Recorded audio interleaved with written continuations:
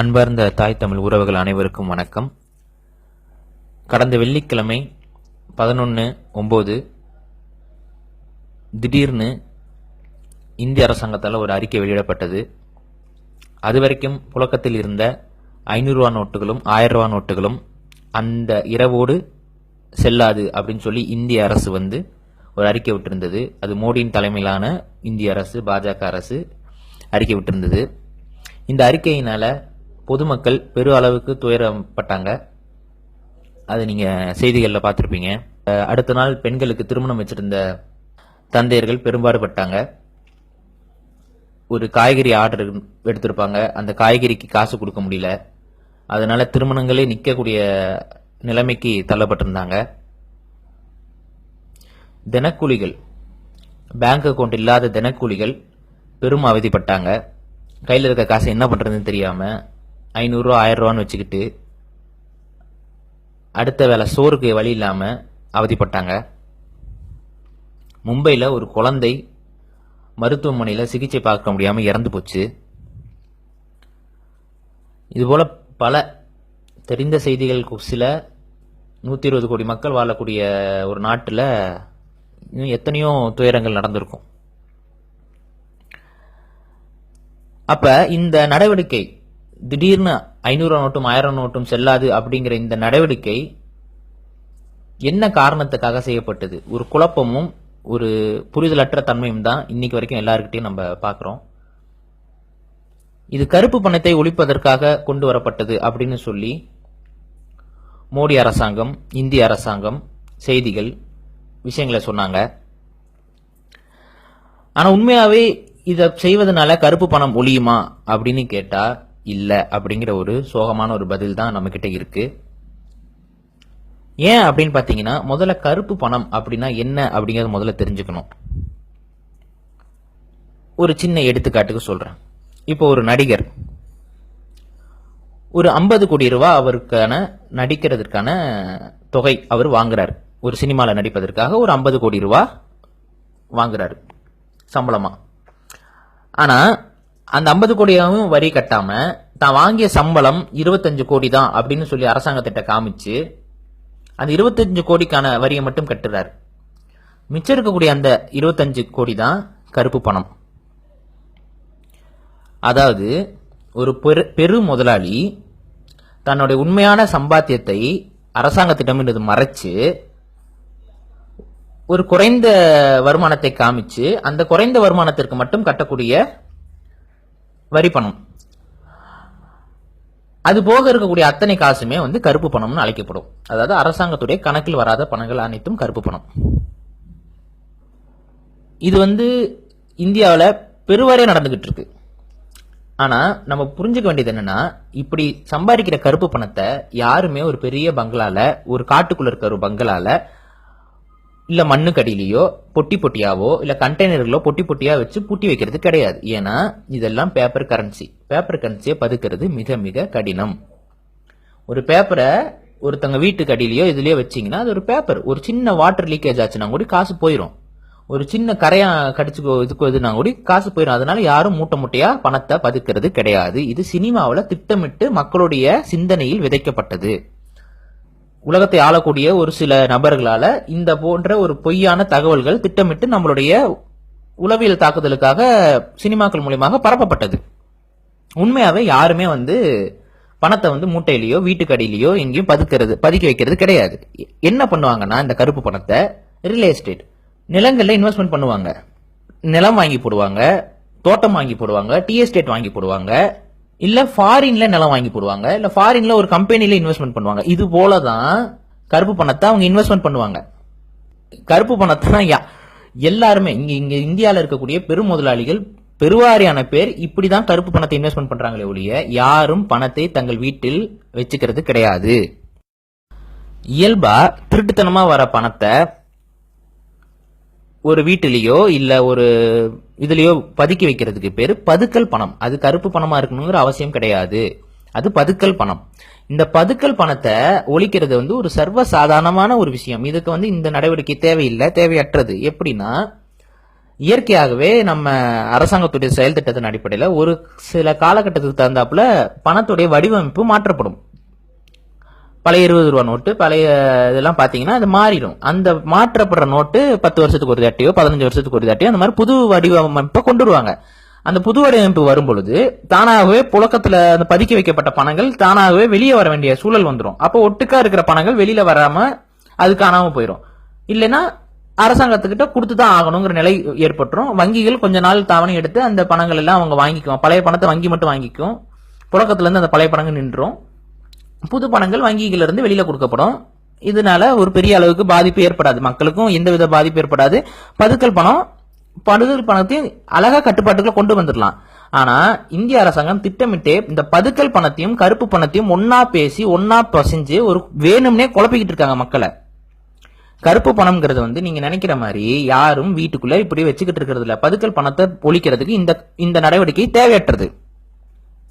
ஒரு கருப்பு பணத்தை வச்சிருக்கிறவரு அந்த கருப்பு பணத்தை அழகா இந்தியாக்குள்ள வெள்ளை பணமா மாத்திடலாம். ஒரு சின்ன எடுத்துக்காட்டு என்னன்னா, இப்போ ஒரு பெரிய சினிமா ப்ரொடியூசர், அவர்கிட்ட அளவுக்கு அதிகமா கருப்பு பணம் இருக்கு. உடனே என்ன பண்றாரு, ஒரு 5 கோடிக்கு ஒரு படத்தை எடுக்கிறாரு. அந்த 5 கோடிக்கு அந்த படத்தை எடுத்து அந்த படம் ஓடுதோ ஓடலையோ அரசாங்கத்துக்கிட்ட அந்த படம் எனக்கு ஒரு 25 கோடி 30 கோடி சம்பாரிச்சு கொடுத்துருச்சு அப்படின்னு சொல்லி அரசாங்கத்துக்கிட்ட கணக்கு காமிச்சு அந்த இதை ஆட்டோமேட்டிக்கா வெள்ளை பணமா மாத்திக்கிறாங்க. இப்படிதான் கருப்பு பணத்தை வெள்ளை பணமா அழகா சுலபமா இந்தியாவுக்குள்ள மாத்திரலாம்.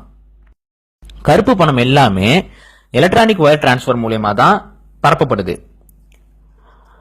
யாரும் கருப்பு பணத்தை கப்பல் மூலியமாவோ இல்ல ஒரு இது மூலியமாவோ கொண்டு போறது இல்ல. பிசிக்கல் மணி எங்கேயுமே டிரான்சாக்சன் பண்றது கிடையாது. எல்லாமே எலக்ட்ரானிக் டிஜிட்ஸா தான் பதியப்படுது. இதெல்லாம் யாரும் அதனால கருப்பு பணத்தை வச்சிருக்க போறது இல்ல. அப்ப மோடி அரசாங்கம் செஞ்ச இந்த 500 ரூபா நோட்டு 1000 ரூபா நோட்டு தடைங்கிறது ஒரு ஏமாத்து நாடகம். ரெண்டாவது, அதை தடை செய்யறேன்னு சொல்லிட்டு புதிய 500 ரூபா நோட்டையும் 2000 ரூபா நோட்டையும் கொண்டு வந்தது பதுக்கலை இன்னும் அழகா செய்வதற்கான ஒரு வழியை தான் அங்க வகுத்து கொடுத்திருக்காங்க. அப்ப இந்த மோடி அரசாங்கம் ஏன் பொய் சொன்னது? ஏன் இந்த இந்திய அரசாங்கம் மக்கள்கிட்ட இந்த மாதிரி கருப்பு பணத்தை மறைக்கிறாங்கன்னு சொல்லி பொய் சொல்லி அதையும் இந்த மாதிரி உடனடியாக செஞ்சு மக்களை இந்த அளவுக்கு ஒரு பெரிய அவதிக்குள்ளாக்குனது? இதற்கு பின்னாடி ஒரே ஒரு காரணம் மட்டும்தான் இருக்கு. மக்களை வங்கிகளுக்கு பழக்கப்படுத்துதல், வங்கியுடைய தேவையை மக்களிடம் உணர்த்துதல். இந்த ஒரு நோக்கம் மட்டும்தான் இந்த அலக்கழிப்புக்கு பின்னாடி இருக்கக்கூடிய அவங்களுக்கு தேவையான ஒரு விஷயம். மக்கள் அலைஞ்சாங்க, பேங்க் அக்கௌண்ட் வச்சிருக்க மட்டும் தப்பிச்சான், பேங்க்ல ஸ்வைப் பண்ணி இருக்க மட்டும் நல்லா சாப்பிட்டான், போயினா பொருள் வாங்கினா பிரச்சனை இல்லாம இருந்துச்சு. மக்கள் அதை பாக்குறாங்க. அப்ப மக்களுக்கு இயல்பாகவே தோணக்கூடியது என்னன்னா, நம்மளும் ஒரு பேங்க் அக்கௌண்ட் வச்சிருக்கணும், நம்மளும் ஒரு ஏடிஎம் கார்டோ இந்த கார்டோ வச்சிருந்தா அதை வச்சு தேய்ச்சி பயன்படுத்திக்கலாம். கையில காசு வச்சுக்கிட்டு உட்காந்துருந்தோம்னா இது வீணு, பாருங்க ஏடிஎம்ல போய் நிக்கணும் அப்படின்னு சொல்லி மக்களுக்கு வங்கியுடைய தேவையையும் டெபிட் கார்டு கிரெடிட் கார்டு போன்றவைகளோட தேவையையும் உணர்த்துவதற்காகவே இந்த ஒரு நாடகம். இது ஒரு நாடகம், இந்திய அரசாங்கத்தால அரங்கேற்றப்பட்ட ஒரு நாடகம். அது மட்டும் இல்லாம இப்ப இந்திய வங்கிகளுடைய பண இருப்பு நிலை குறைஞ்சிருக்கு. அதாவது மல்லையா மாதிரியான பெரிய நிறுவனங்களுக்கும் பெரிய முதலாளிகள், தனிப்பட்ட முதலாளிகளுக்கு இந்த வங்கிகள் அதிகப்படியான கடன்கள், பல லட்சம் கோடிகளை கடனா கொடுத்து அந்த கடன் பணம் திரும்பி வராதனால இப்ப வங்கிகளிடம் பண இருப்பு நிலை இல்ல. அப்ப அவங்களுக்கு என்ன தேவையா இருக்குன்னு பாத்தீங்கன்னா, மக்கள் கிட்ட இருக்கக்கூடிய பணத்தை மீண்டும் வங்கிக்கு கொண்டு வரக்கூடிய அவசியம் இந்த தனியார் வங்கிகளுக்கும் அரசாங்க வங்கிகளுக்கும் இருக்கு. அப்ப இவங்க என்ன பண்றாங்க, மக்கள்கிட்ட கொடுத்த காசு திரும்ப வரணும் அப்படிங்கிறதுக்காக போடப்பட்ட ஒரு மாஸ்டர் பிளான் தான் இந்த மோடி 500 ரூபாயும் 1000 ரூபாயும் தடை செஞ்சது. அதிகமா வங்கிகளிடம் பணம் இருந்தாதான் அந்த பணத்தை வச்சு மக்கள்கிட்ட திருப்பியும் வட்டிக்கு கடன் கொடுத்து வங்கிகள் லாபம் ஈட்ட முடியும். வங்கிகிட்ட பணம் இல்லாத பட்சத்துல மக்களுக்கு கடன் கொடுக்க முடியாது. அதனால வங்கிகள் திவால் ஆகிரும். அந்த திவால் ஆகக்கூடாதுங்கிறதுக்காகத்தான் இப்ப மக்கள்கிட்ட இருக்க பணங்களை புடுங்குறாங்க. உலகத்தை ஆளக்கூடிய இலுமினாட்டி என்ற ஒரு கும்பல் வங்கி முதலாளிகள், அவங்கெல்லாம் வங்கிக்கு ஓனர்ஸ், பிரைவேட் பேங்குகளுடைய அத்தனையுடைய ஓனர்களும் இந்த இலுமினாட்டிகள் என்ற ஒரு யூத வம்சாவளியை சார்ந்த ஒரு சில குடும்பங்கள். இந்த குடும்பங்களுடைய வேலை என்னன்னா, வங்கிக்கு எல்லா நாட்டுடைய பொருளாதாரத்தையும் வங்கிக்குள்ள கொண்டு வரணும். வங்கிக்குள்ள எல்லா நாட்டுடைய பொருளாதாரமும் வந்துருச்சுன்னா இயல்பாகவே இவர்கள் அதை வட்டிக்கு விட்டு பொழைப்பாங்க. வட்டிக்கு விடும்போது ஒரு நாட்டு சுரண்ட முடியும், அழகா சுரண்ட முடியும். அப்ப ஒரு வட்டிக்கு வங்கிகள் விடும் பொழுது ஒரு நாட்டுடைய பொருளாதாரம் கொஞ்சம் கொஞ்சமா இறங்கிடும். இது பிரைவேட் வங்கிகள், அது வெளிநாட்டு வங்கிகள்ங்கிற பட்சத்துல சுலபமா இது காணாம போயிடும். அப்ப இந்த வங்கிகளுடைய நோக்கம் என்னன்னா, மக்கள் எல்லாரும் பேங்க்ல அக்கௌண்ட் வச்சாதான் இந்த வங்கிகளுக்கு காசு வருமானம். மக்கள் பேங்க் கிட்ட இருந்து கடன் வாங்கினாதான் இந்த வங்கிகளுக்கு வருமானம். அப்ப இந்த வருமானம் வர்றதுக்கு முதல்ல மக்கள் வங்கியில அக்கௌண்ட் வைக்கணும். அப்ப என்ன பண்ணாங்க, ஆரம்பத்துல இலவசமா நாங்க கிரெடிட் கார்டு தரோம், மகளிர்களுக்கு சுய உதவி குழு பண்றோம், அதனால பேங்க்ல அக்கௌண்ட் ஓபன் பண்ணுங்க, மானியம், அரசாங்க மானியத்துக்கே நாங்க இனிமேல் பேங்க் அக்கௌண்ட் இருந்தாதான் அது தருவோம் இப்படின்னு சொல்லி மக்களை கொஞ்சம் கொஞ்சமா பேங்க் அக்கௌண்ட் ஓபன் பண்ண வச்சாங்க. அப்படி இருந்தும் ஒரு சில மக்கள் பேங்க் அக்கௌண்ட் வாங்கவும் இல்ல, கிரெடிட் கார்டு, ஃப்ரீ டெபிட் கார்டுன்னு என்னதான் இவங்க திணிச்சாலும் அதை மக்கள் பயன்படுத்த இல்லை, பணத்தை தான் பயன்படுத்திட்டு இருந்தாங்க. ஏன்னா நம்ம மக்களுக்கு அந்த புதிய தேய்க்கக்கூடிய அந்த கிரெடிட் கார்டு, டெபிட் கார்டு அந்த அளவுக்கு பயன்பாட்டுக்குள்ள வரல. அப்ப அது பெருவாரியான பயன்பாட்டுக்கு கொண்டு வரதற்காகத்தான் இந்த ஒரு 5 நாள் அலக்கழிப்பு. இந்த அலக்கழிப்பு தொடரும், இது இன்னும் கொஞ்ச நாளைக்கு தொடர்ந்துகிட்டு இருக்கும். எல்லாரும் ஏடிஎம் கார்டும் இந்த டெபிட் கார்டுக்கும் மாறுற வரைக்கும் இது தொடர்ந்துகிட்டே இருக்கும். அப்ப இவங்களோட இது நோக்கம் தான் என்ன, இதுதான் ஆதார் அடையாள அட்டை. ஆதார் அடையாள அட்டையும் இதோட அடிப்படையில இருந்தா கொண்டு வரப்படுது. ஆதார் அடையாள அட்டை வாங்கும்போது என்ன சொல்லுவாங்கன்னா, இன்னும் கொஞ்ச நாள் இந்த ஏடிஎம் இது இருக்காது. இப்ப புதுசா என்ன சொல்றாங்கன்னா, ஆதார் அடையாள அட்டையை பயன்படுத்தி நீங்க காசு எடுத்துக்கலாம், போய்க்கலாம். ஆதார் அடையாள அட்டையை உங்க பேங்க் அக்கௌண்டோட இணைச்சிட்டு அதன் மூலியமாவே காசு எடுத்துக்கலாம் போயிட்டா, இது மாதிரி ஒரு வங்கியே இயங்க ஆரம்பிச்சிருச்சு. இந்த வங்கி வந்துருச்சு, பெங்களூர்ல ஒரு வங்கி திறந்திருக்கிறாங்க. இன்னும் கொஞ்சம் நாள்ல பாத்தீங்கன்னா ஆதார் அடையாள அட்டை கட்டாயமாக்கப்படும். ஏன் அப்படின்னா, ஆதார் அடையாள அட்டை கட்டாயமாக்கப்படக்கூடாதுன்னு சொல்லி இந்திய அரசாங்கத்துடைய சுப்ரீம் கோர்ட் உத்தரவு கொடுத்திருக்கு. ஏன் அப்படின்னா, அந்த ஆதார் அடையாள அட்டையை நீங்க பெறுவதற்கு உங்க கண்ணில் இருக்க ரெட்டினாவையும் கை ரேகையும் நீங்க அரசாங்கத்திட்ட கொடுக்குறீங்க. இது ஏன் ஆபத்தானது அப்படின்னு பாக்குறீங்கன்னா, இந்த ஆதார் அடையாள அட்டையை அரசாங்கம் தனியார் நிறுவனங்கள்கிட்ட கொடுக்குது. எடுத்துக்காட்டுக்கு இந்த ஜியோ சிம் வாங்குறதுக்கு ஆதார் அடையாள அட்டையை பயன்படுத்திக்கலாம் அப்படின்னு சொல்லி இதெல்லாமே பயன்படுத்திக்கு வருது. அப்ப உங்களுடைய கைரேகையும் உங்களோட கண் இரட்டினாவும் ஒரு தனியார் முதலாளி கிட்ட போகுது. அப்ப அந்த தனியார் முதலாளிக்கு எதிரான நடவடிக்கைகள்ல நீங்க இறங்குனீங்கன்னா, இல்ல அந்த தனியார் முதலாளிக்கு உங்களுக்கு ஏதோ ஒரு பிரச்சனை, இல்ல ராம்குமார் கழுத்து அறுத்து கொன்ன மாதிரி ஏதோ ஒரு காரணமே இல்லாம மக்களுக்கும் ஒன்னும் புரியாத ஒரு காரணத்துக்காக உங்களை கொல்லணும்னு முடிவு பண்ணிட்டாங்கன்னா, உங்க கைரேகைய ஒரு கொலையாளியுடைய கத்தியிலேயோ துப்பாக்கியிலேயோ உங்க கைரேகையை ஒரு போலியா செஞ்சு, கைரேகையை போலியா செய்யறது ஃபேக் கைரேகை செய்யறது ரொம்ப சுலபம். அப்படி செஞ்சு அந்த கொலை ஆயுதத்தின் மேல அந்த கைரேகையை வச்சுட்டு நீங்க தான் கொன்னீங்கன்னு உங்க மேல பழிய அழகா மார்க் பண்ணி போட்டுட்டு உங்களை தூக்கி உள்ள வச்சு தூக்கு தண்டனையோ இல்ல கொலையோ என்னமோ பண்ணிட்டு உங்களை அழகா அப்புறப்படுத்திடலாம். அப்ப உங்களோட கைரேகை உங்க கையில தான் இருக்கணும், அடுத்தவனுடைய பையில இருக்கக்கூடாது. இதை நீங்க முதல்ல உள்வாங்கிக்கணும். அப்ப ஆதார் அடையாள அட்டை ஒரு தனி மனிதனுடைய சுதந்திரத்தை, ஒரு தனி மனிதனுடைய பாதுகாப்புக்கு எதிரானது அப்படின்னு சொல்லி இந்த கேஸ் ஜெயிச்சு சுப்ரீம் கோர்ட் ஆதார் அடையாள அட்டையை கட்டாயப்படுத்தக்கூடாதுன்னு சொல்லியாச்சு. ஆனாலும் இந்த ஆதார் அடையாள அட்டையை இன்னைக்கு திணிச்சுக்கிட்டு இருக்கிறாங்க. ஆதார் அடையாள அட்டையை வங்கி கணக்கோடு இன்னைக்கு ஒன்னு சேர்த்திருக்கிறாங்க. ஆதார் அடையாள அட்டையை பயன்படுத்தியே காசு எடுக்க முடியும், காசு எடுக்கக்கூடிய வங்கிகள் பெங்களூர்லயே வந்துருச்சு. அப்ப இதோடைய இந்த ஆதார் அடையாள அட்டை எதற்கு கொடுக்கறாங்கன்னு பாத்தீங்கன்னா, இந்த கேஷ்லெஸ் எக்கனாமி, இதுதான் பணமற்ற ஒரு பொருளாதாரம். பணமற்ற பொருளாதாரம்னா ஒட்டுமொத்த இந்திய பொருளாதாரத்தையும் இந்த வங்கிகளுடைய கட்டுப்பாட்டுக்குள்ள கொண்டு வந்துட முடியும். சிறு வணிகர்கள் அத்தனை பேரும் அவுட்டு. புரோட்டா கடை வச்சிருக்கிறவன், தள்ளுவண்டி கடை வச்சிருக்கிறவன், ரோட்டு ஓரத்துல மீன் விற்கிறவங்க, அவங்க என்ன ஸ்வைப்பிங் மிஷினை வாங்கி பர்மிஷன் வாங்கி ஸ்வைப்பர் வாங்கி வச்சு பண்ணிக்கிட்டு இருக்க போறாங்க. ஆதார் அடையாள அட்டையை வங்கியோட இணைக்கிறதுடைய அடிப்படை காரணம் என்னன்னா, கேஷ்லெஸ் எக்கனாமி, பணமற்ற ஒரு பொருளாதாரத்தை கொண்டு வருது. பணமற்ற ஒரு பொருளாதாரத்தை கொண்டு வரும் பொழுது அந்த பொருளாதாரம் முழுக்க வங்கிகளால் கட்டுப்படுத்த முடியும். இந்த வங்கிகளை இலுமினாட்டிகள் அழகா கட்டுப்படுத்திக்கிட்டு இருக்காங்க. ஏன்னா வங்கிகளுடைய முதலாளிகளே இலுமினாட்டிகள் தான், அவங்க தான் பேங்கர்ஸ். நீங்க இணையதளத்துல சாதாரணமா இதை தேடினீங்கன்னாவே உங்களுக்கு அந்த இலுமினாட்டிகளை பத்தியும் இந்த வங்கிகளுடைய கட்டமைப்பு பத்தியும், இந்த வங்கிகள் எப்படி அரசாங்கங்களை கட்டுப்படுத்துது, எப்படி அரசாங்கங்கள் மக்கள்கிட்ட பொய் சொல்லிட்டு இருக்காங்க, இந்த வங்கிகள் அரசாங்கத்தோட இதுன்னு சொல்லி பொய் சொல்லிட்டு இருக்காங்க அப்படிங்கறதெல்லாம் இணையதளத்தை கொஞ்ச நேரம் நோண்டி பாத்தீங்கன்னாவே தெரியும். அப்ப இந்த பெருமுதலாளிகள் முழுக்க நம்மளுடைய பணங்களை, நம்மளுடைய கையில இருக்கக்கூடிய பொருளாதாரத்தை இவர்கள் சுரண்டுவதற்கு தான் பாக்குறாங்க. இன்னும் கொஞ்ச நாள்ல நிலங்கள் வாங்கக்கூடாதுன்னு கூட சட்டம் கொண்டு வருவாங்க. 2020 இந்தியால காசு இருக்காது, பணம் இருக்காது, பணத்திற்கு முழுமையா இந்த இருக்க பணம் எதுவுமே செல்லாது, எல்லாம் பேங்க் அக்கௌண்ட்ல போடுங்க, கையில இருக்க ஏடிஎம் கார்டையும் கிரெடிட் கார்டு டெபிட் கார்டை வச்சுக்கிட்டு தான் நீங்க பொருள் வாங்க முடியுங்கிறத நிலைமையை கொண்டு வர போறாங்க. அந்த நிலைமையை கொண்டு வரதற்கு தான் பிளிப்கார்டு, அமேசானு பெரு நிறுவனங்களை கொஞ்சம் கொஞ்சமா கொண்டு வந்து உள்ள திணிச்சுக்கிட்டு இருக்காங்க. காய்கறியை விற்கிறதுக்கு கூட வெப்சைட் வந்துருச்சு. இன்னும் கொஞ்ச நாள்ல ரோட்டோரத்தில் இருக்கிற காய்கறி அம்மானால காய்கறி விற்க முடியாது. புரோட்டா தள்ளு வண்டி கடை எப்படி எதை வச்சு காசே இருக்காது, எல்லாமே டிஜிட்டல் மணி தான். இதைதான் அவங்க கொண்டு வர போறாங்க. இதுதான் அவங்களுடைய உச்சகட்ட திட்டம். இந்த உச்சகட்ட திட்டம் வந்துருச்சுன்னா முழுக்க முழுக்க நம் மக்கள் ஓபன் அடிமை, ஒரு வெளிப்படையான திறந்த சிறைச்சாலை தான் இந்திய நாடாகவே மாறி நிற்கும். 120 கோடி மக்களும் ஒரு சிறைச்சாலைக்குள்ள மாட்டிக்குவாங்க. அந்த சிறைச்சாலையிலிருந்து வெளியிலையும் கூடி வர முடியாது. ஏன்னா அவங்க கையில பொருளாதாரம் இருக்காது, நிலங்களை வாங்க முடியாது, சொத்து இருக்காது. நீங்க சம்பளம் வாங்குவீங்க, செலவு செய்வீங்க, செத்துருவீங்க. சொத்துங்கிற ஒரு கான்செப்டே இருக்காது, யாருக்காகவும் சேர்க்க முடியாது. இதெல்லாம் யாரோட கட்டுப்பாட்டில் இருக்கும்னா உலகத்தை ஆளக்கூடிய ஒரு சிறிய குடும்பம். அந்த சிறிய குடும்பத்திற்கு கட்டுப்பாட்டில் தான் அத்தனை வங்கிகள் இருக்கு. அந்த குடும்பம் உலகத்தை ஆளும். இதெல்லாம் கொஞ்சம் கொஞ்சமா படிப்படியா நடந்துகிட்டு இருக்கு. 2020 இந்தியாவில் ஒரு பெரிய மாற்றம் வரப்போகுது. அந்த மாற்றத்தை தடுக்கணும்னா முடிஞ்ச வரைக்கும் மக்கள் வங்கிகளிடமிருந்து கடன் வாங்குறதை தவிருங்க. ஒரு பைக் வாங்குறதையும் கார் வாங்குறதுக்கும் நீங்க வாங்குற கடன் அந்த வங்கிகளுக்கு பெரிய அளவுக்கு லாபத்தை ஈட்டி கொடுக்குது. ஒரு சின்ன எடுத்துக்காட்டுக்கு சொல்றேன்.